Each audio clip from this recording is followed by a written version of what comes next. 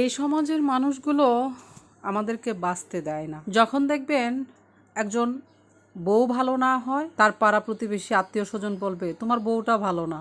ঠিক তারপরে যদি সেই বউটাকে ডিভোর্স দিয়ে আরেকটা বিয়ে করা হয়, তখন বলবে তোমার চরিত্র এত খারাপ কেন, বউটাকে ছেড়ে দিলা। একজন নারীর যদি হাজবেন্ড ভালো না হয়, তাহলে আত্মীয় স্বজন তো বলবে, পাড়া প্রতিবেশী খুব কাছের মানুষরাও বলবে তোমার হাজব্যান্ড তো ভালো না, যত সব বাজে অভ্যাস আছে তোমার হাজব্যান্ড, এবং কি মানুষকে বলে বেড়াবে অমুকের হাজব্যান্ড তো ভালো না। ঠিক তখন ওই মেয়েটা যদি তার হাজব্যান্ডকে ছেড়ে দেয় যে না আর পারতাছি না সংসার করতে, তখন ঠিক উল্টো কথা তারা বলবে। এটা বলবে না ভালো করছো, তোমার হাজব্যান্ড তো ভালো ছিল না, ঠিক আছে এখন নতুন করে বাঁচার চিন্তা করো, এটা বলবে না। বরঞ্চ নতুন করে বাঁচার তাগিদ না দিয়ে তারা যেন সে শেষ করে দেয় নিজেকে, সেটার তাগিদে তারা ঘুরবে, তারা বাড়ি বাড়ি বলে বেড়াবে মেয়েটা তো ভালো না, হাজব্যান্ডকে ডিভোর্স দিয়ে দিছে, মেয়েটা খুব খারাপ, স্বামীর ঘর থেকে চলে আসছে। এই যে কথাগুলো আমাদের সমাজের লোকজন বলে, আমাদের সমাজের লোকজন আমাদেরকে ভালো থাকতে দেয় না। এই যে মেয়েটা মারা গেল, তার বাবার কথা বলছে ঠিক আছে, তবে তার হাজবেন্ডের এখানে যে দোষ আছে, ভিডিওটা যারা দেখেননি ভালো করে দেখবেন। তুমি দেখে শুনে জেনে শুনে বিয়ে করছো, তার মার আরেকটা বিয়ে হয়েছে, তার বাবার আরেকটা বিয়ে হয়েছে, তাহলে তোমার ফ্যামিলি যখন এই বিষয়গুলো নিয়ে তাকে বিভিন্ন কটু কথা শোনায়, তুমি কেন চুপ করেছিলে? তারপরে তুমি কেন বারবার যৌতুকের টাকার জন্য বিভিন্ন ভাবে টাকার জন্য তাকে হেনস্থা করতে? আসলে তুমি বিয়ে করেছিলা কিছু সময়ের জন্য, তাকে ভাল লাগছে যে মেয়ে তো অসহায়, বললেই মেয়েটা চলে আসবে।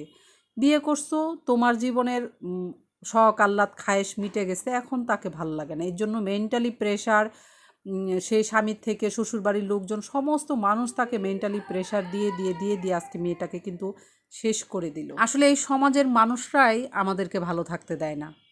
আমরা যখন গাড্ডায় পড়ে যাই, কোনো বিপদে পড়ে যাই, তখন এই সমাজের মানুষগুলো আপনার হাতটা টেনে না ধরে আরও কিভাবে বেশি গর্তে গভীরে ফালানো যায় সেটা তারা চেষ্টা করে। সে তো কখনোই নিজের জীবনের বড় কোনো প্রেশার যদি থাকে, বড় কোনো চাপ, হাজব্যান্ড হোক, ওয়াইফ হোক, কিংবা হাজব্যান্ডের শ্বশুরবাড়ির লোকজনে হোক, কিংবা বউয়ের বাপের বাড়ির লোকজন হোক, যদি আপনি মনে করেন আপনি মেন্টালি অসুস্থ হয়ে যাচ্ছেন শুধু এই ফ্যামিলিটার জন্য, সেখান থেকে অবশ্যই আপনার খুব কাছের মানুষ যারা আপনার গাড্ডার থেকে উঠাইতে চায়, গর্ত থেকে উঠাইতে চায়, তাদের দুই একজনকে নিয়ে বসে আলোচনা করে সেখান থেকে সরে আসতে পারলে সরে আসবেন। যদি সমাধান করতে পারেন ভালো হয়, তাহলে সমাধান করেন।